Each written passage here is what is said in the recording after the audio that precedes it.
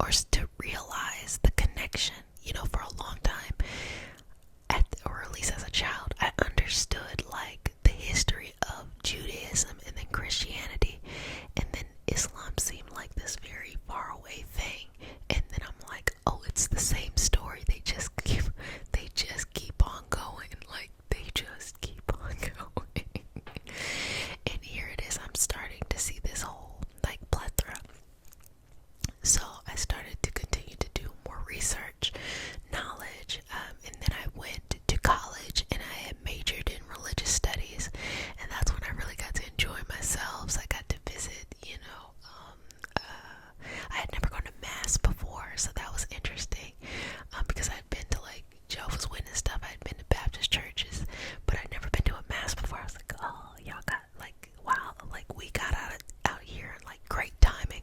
Anyway, so doing that, going to mosques, going to temples, and just having such a lovely experience. And that was what really anchored down my spiritual path, because no matter where I went, I saw someone who was authentic. I saw someone who had a great love and trust for God, universe, source, or just, this beautiful energy between you and I don't know, but like I saw that, and to me, something about that seemed off, that only one faith could be right.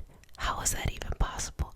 How could someone be a different faith and be so devout and be so connected but be wrong? And I'm just like, Jessica, as I often have conversations with myself, Jessica, girl, as I laugh at myself, you know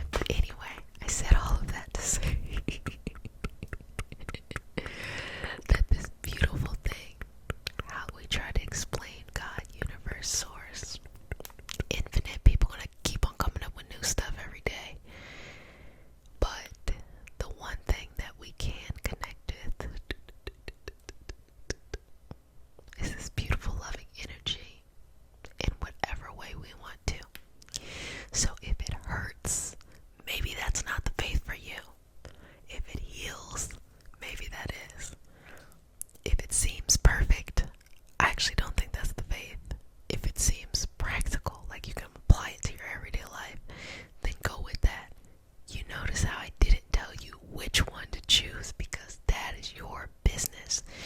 You and I can't have the same path. We just can't.